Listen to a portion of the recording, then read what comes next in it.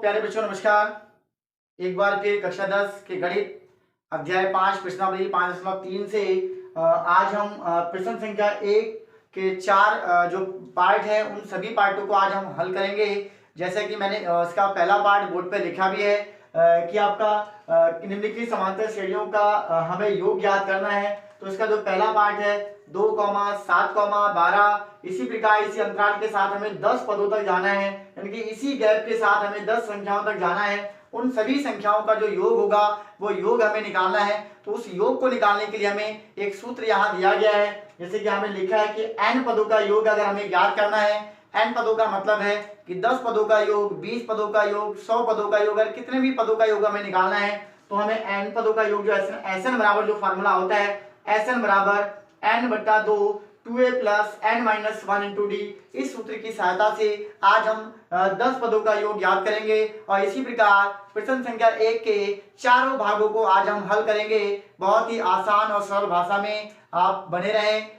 एक बार फिर हम इसको क्वेश्चन को हल करेंगे। तो सबसे पहले हमें लिखना है कि इसमें प्रथम पद कौन सा है, प्रथम पद यानी कि a का मान कौन सा है, पदों की संख्या मतलब n का मान कौन सा है, और समांतर यानी कि d का मान कौन सा है। तो सबसे पहले हम इस एपी की सहायता से a का मान, d का मान और n का मान हम पहले पता करेंगे। तो प्रथम पद लिखेंगे सर आपका, तो यहाँ पे हमारे पास प्रथम पद अगर हम लिखें तो a बराबर होता है, प्रथम पद का मान हमें दे रखा है यहाँ पे एपी की पहली संख्या यानी कि 2। अब सर्वांतर यानी कि d का अगर मान निकालना है तो d का मान निकालने के लिए दूसरी संख्या में से यानी कि दूसरे पद में से पहला पद को अगर हम घटा देंगे तो हमारे पास निकल के आ जाएगा 7 - 2 यानी कि आपका आएगा 5, और 5 यानी कि हमारे पास वो सर्वांतर यानी कि d का मान निकल के आता है। आगे हमारे पास पदों की संख्या, और पदों की संख्या को हम बोलते हैं n के द्वारा, पदों की संख्या इसको बोलते हैं n, और n का मान हमें दे रखा है यहाँ पे 10।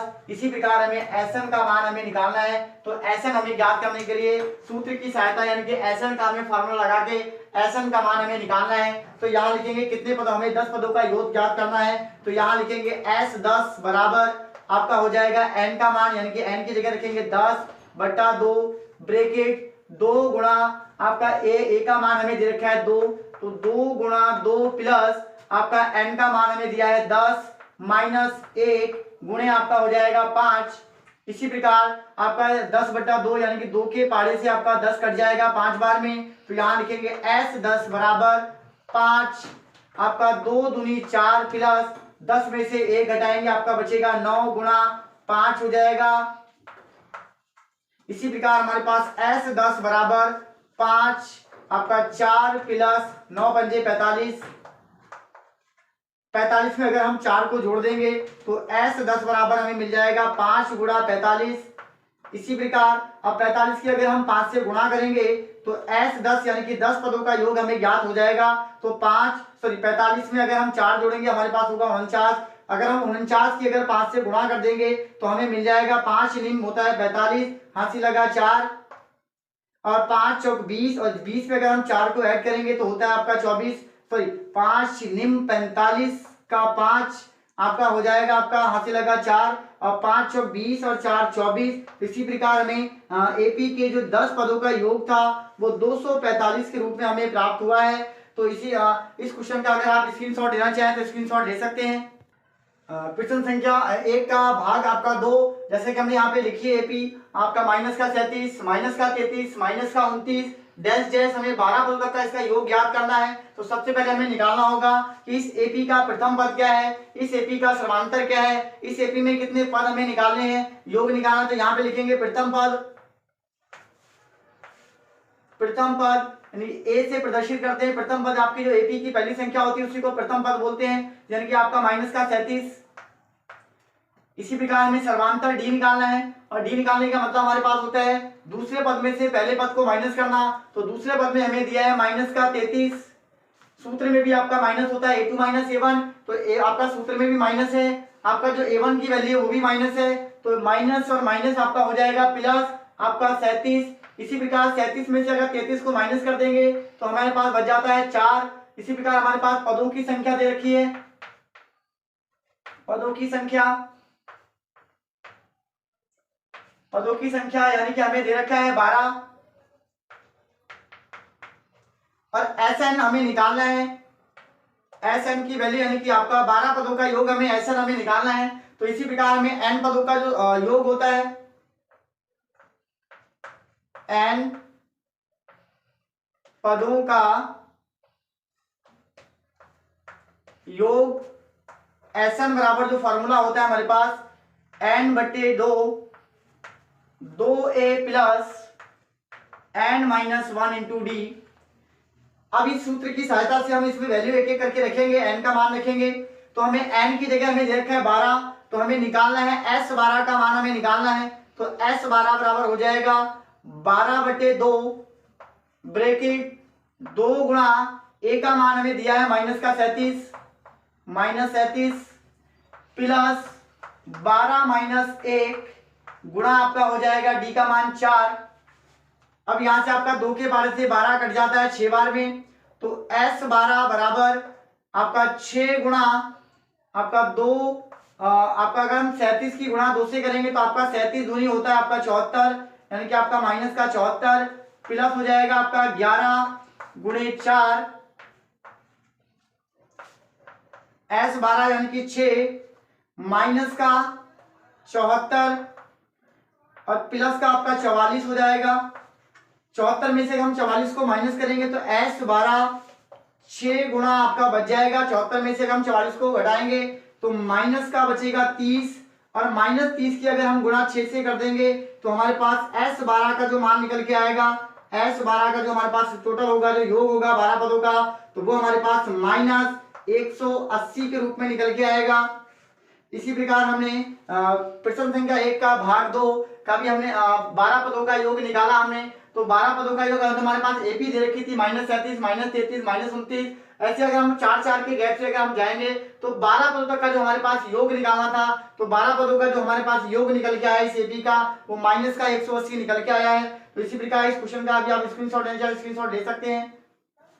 इसी प्रकार प्रश्न संख्या 1 का भाग आपका भाग संख्या 3, इसको हम हल करेंगे। जैसे कि हमने यहाँ पे एपी लिखी है 0.6 1.7 2.8 डैश डैश आपका 100 पदों तक इस प्रकार की एपी के हमें 100 पदों का योग हमें ज्ञात करना है। तो सबसे पहले हमें 100 पदों का योग ज्ञात करने के लिए इसका प्रथम पद लिखना होगा।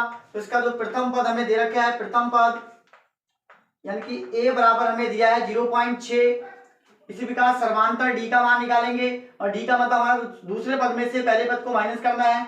1.7 माइनस 0.6, जब इसको माइनस करेंगे तो यहां से आपका बच जाता है आपका 1.1 आपका डी का मान है। और एन का मतलब पदों की संख्या, एन का मान हमें पास दे रखा है 100 पद है और हमें निकालना है एस एन, यानी कि एस 100 का मान हमें ज्ञात करना है, क्वेश्चन मार्क है।